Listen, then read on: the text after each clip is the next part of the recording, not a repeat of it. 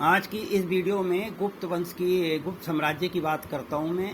गुप्त साम्राज्य का उदय 3वीं शताब्दी के अंतर्गत प्रयाग के निकट कौशाम्बी में हुआ था और गुप्त वंश का संस्थापक श्री गुप्त हुआ था, जो कि 240 से 280 ईस्वी तक शासक रहा। और गुप्त जैसे गुप्त वंश का जो द्वितीय शासक था, यानी कि श्री गुप्त का जो उत्तराधिकारी था, वो घटोत्कच हुआ। घटोत्कच ने 280 से 320 ईस्वी तक शासन किया।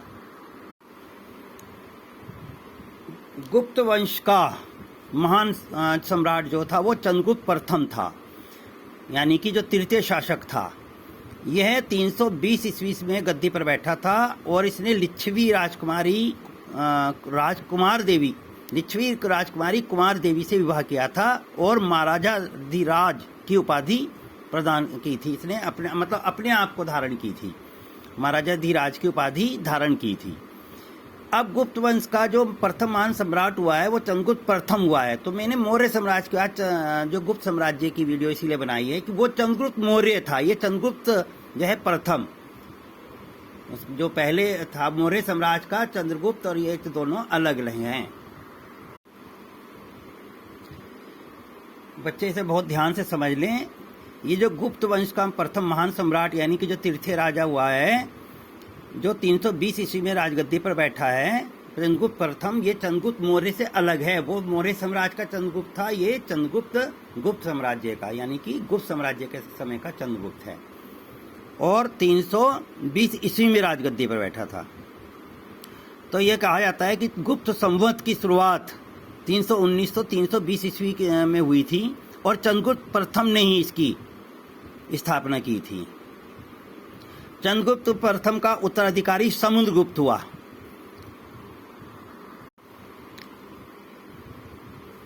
चंद्रगुप्त का प्रथम उत्तराधिकारी जो समुद्रगुप्त हुआ है वो 335 ईस्वी में राजगद्दी पर बैठा था और इसने आर्यावर्त के 9 शासकों और दक्षिणावर्त के 12 शासकों को पराजित किया था। और इन विजयों के कारण, यानी इन जीत के कारण, इसे भारत का नेपोलियन भी कहा जाता है। किसको नेपोलियन कहा जाता है? समुद्रगुप्त को। समुद्रगुप्त को क्या कहा जाता है? भारत का नेपोलियन। और इसने अश्वमेध कर्ता, विक्रमक एवं परम भागवत की उपाधि धारण की और इसे कविराज भी कहा जाता है। ये सारी उपाधियां किसके लिए है? समुद्रगुप्त के लिए। समुद्रगुप्त कौन है? भारत का नेपोलियन है। समुद्रगुप्त कौन है? अश्वमेध कर्ता, विक्रमक एवं परम भागवत और कविराज, ये सब कौन है? समुद्रगुप्त है।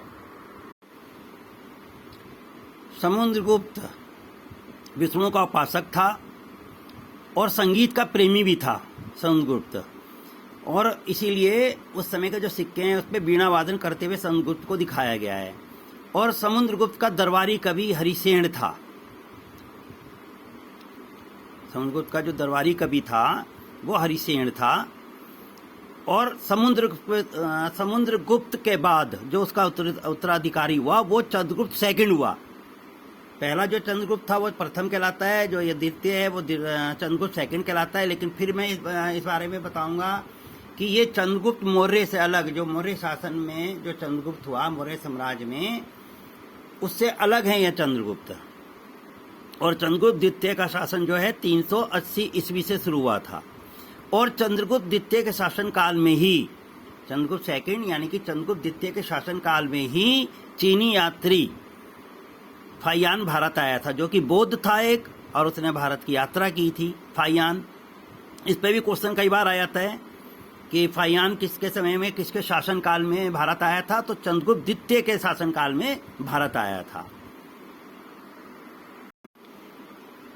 आज की वीडियो में गुप्त साम्राज्य के बारे में इतना ही। बाकी गुप्त साम्राज्य की और वीडियो बनेंगी अभी, और मैं उसमें आपको सही बच्चों को जानकारी दूंगा। गुप्त साम्राज्य के समय की और जो जानकारी है, गुप्त साम्राज्य भी काफ़ी बड़ा और काफ़ी महान साम्राज्य था मौर्य साम्राज्य की तरह। सभी बच्चे अधिक से अधिक सब्सक्राइब करें, बताएं एक दूसरे को। वीडियो बहुत अच्छी बन रही हैं और इसी तरह बनती रहेंगी। अभी उत्तराखंड की वीडियो भी आने वाली है, परीक्षा वाणी की, ये लुसेंट से आ रही हैं। तो लाइक करते रहें मेरी वीडियो को, सब्सक्राइब करते रहें।